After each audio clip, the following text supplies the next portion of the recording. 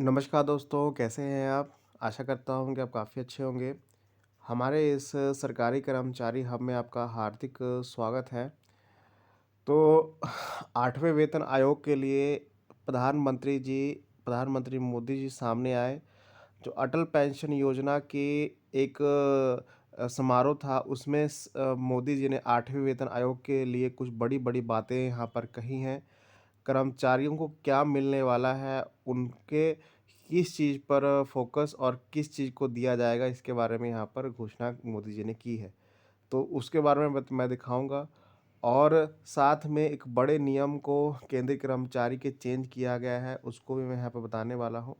और साथ में जो इस साल 2026 का जो डीए है इतिहास में एक बड़ा बदलाव लाने जा रहा है, इसके बारे में न्यूज़ छपी है, इसके बारे में हम बताऊँगा, ठीक है?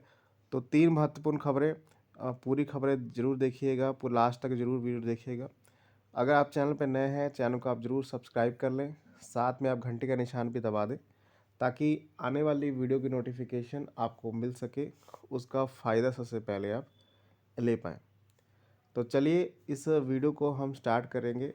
हम पहले न्यूज़ की तरफ बढ़ते हैं। एक बड़ा नियम चेंज किया गया है, अपनी स्क्रीन पे आप देख पा रहे होंगे। भारत सरकार और का लेटर आप देख पा रहे होंगे। ऑर्डर है, सब्जेक्ट को आप पढ़िएगा।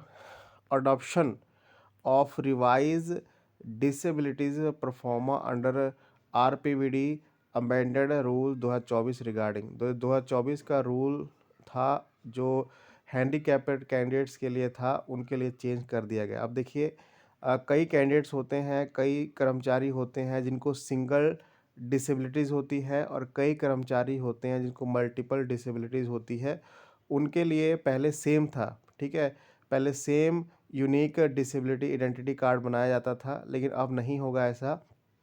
अब जो है, मान लीजिए in case of single disability है, तो फॉर्म नंबर 5 अ, रखा जाएगा और in case of multiple disabilities है, उनके लिए यहाँ पर फॉर्म नंबर 6 रखा जाएगा, ठीक है? अपनी स्क्रीन पे आप देख पा रहे होंगे।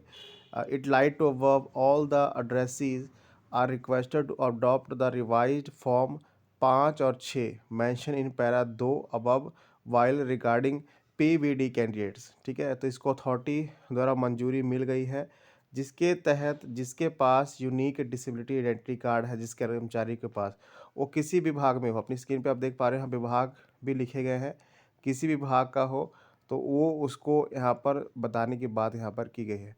तो बड़ा नियम है, इसको इसके ऑर्डर जो है, इसका जो पीडीएफ लिंक है आपको डिस्क्रिप्शन बॉक्स में भी मिल जाएगा, वहाँ से आप उसे क्लिक कर सकते हैं और पूरा पढ़ सकते हैं, ठीक है?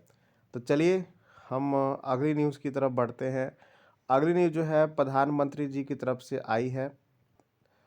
तो ये न्यूज़ अपनी स्क्रीन पे आप देख पा रहे होंगे। अटल पेंशन योजना 2026 के तहत कुछ चीज़ें रखी गई थी, उनमें यहाँ पर प्रधानमंत्री जी ने 8वें वेतन आयोग को एड्रेस किया और इसको एक ऐतिहासिक चीज़ यहाँ पर बताई। क्या-क्या यहाँ पर बताया है, यहाँ पर अपनी स्क्रीन पे आप देखिए। यहाँ पर जो-जो चीज़ें कही हैं वो छपी हैं, देखिए।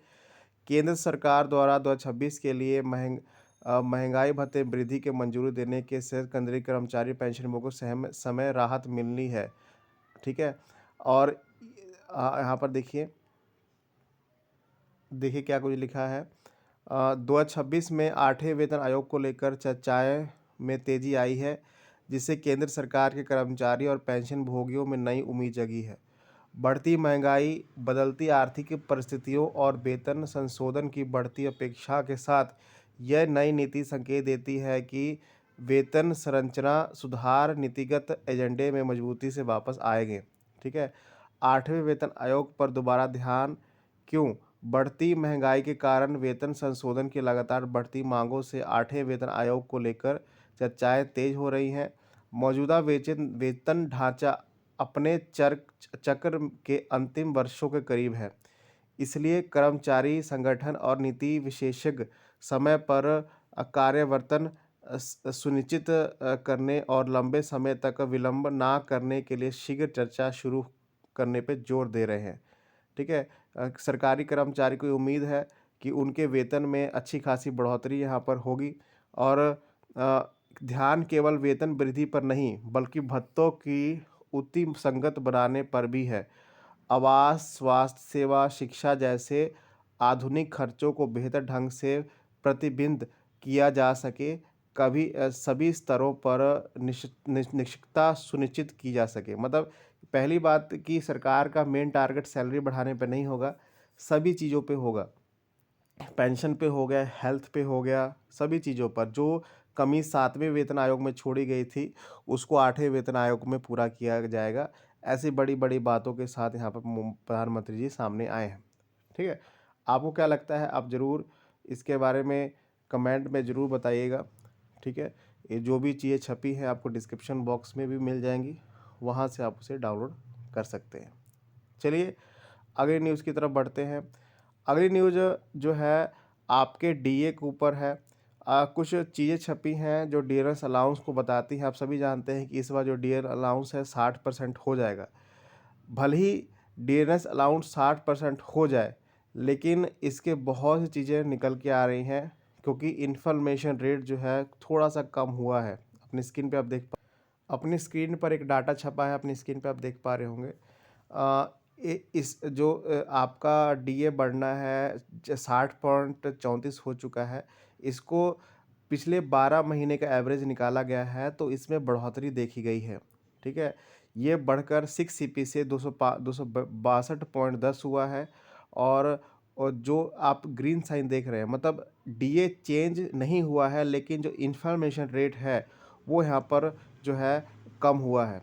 ठीक है? अपनी स्क्रीन पे आप देख पा रहे होंगे, ये डाटा छापा गया है और इसमें देखिए क्या कुछ लिखा गया है। अपनी स्क्रीन पे आप देखिए डियरनेस अलाउंस इससे पहले वो रेट एग्जिस्टिंग था, लेकिन जो है 2026 के बाद ये इंक्रीजिंग रेट पे चला गया है। ठीक है? मंथली सैलरी पहले बेसिक प्लस ओल्ड डीए होती थी, अब बेसिक प्लस रिवाइज डीए हो जाएगी। और पेंशन जो है लोअर डीए कंपोनेंट था, अब ये हायर डीए कंपोनेंट हो जाएगा। ठीक है? ये बहुत इंपॉर्टेंट है। इन्फ्लेशन प्रोटेक्शन क्या है? पहले पार्शल था, अब इसको इम्प्रूव किया गया है। फाइनेंशियल रिलीफ जो है लिमिटेड था, अब इसे इन्हेंस किया जाएगा। मतलब 60% डीए होने के बाद बहुत सी चीज़ें बदलने वाली है आपकी, जो में छापा गया है। ठीक है? डीए का क्या इम्पैक्ट पड़ेगा आपकी सैलरी के ऊपर, क्योंकि कहा जा रहा है कि ऐसा नहीं है कि 60% डीए हो जाएगा तो उसके बाद वो नहीं बढ़ेगा, उसके बाद लगातार बढ़ेगा। और ऐसा अगर इन्फ्लेमेशन रेट कम हुआ है, इम्प्रूव हुआ है, इसका मतलब ये है कि आने वाले टाइम में जो पहले स्थिति होती थी 4% 5% डीए की, वो यहाँ पर आने की पूरी पूरी उम्मीद है। ठीक है? अपनी राय कमेंट में ज़रूर बताइएगा और सारी इन्फॉर्मेशन आपको डिस्क्रिप्शन बॉक्स में मिल जाएगी। धन्यवाद।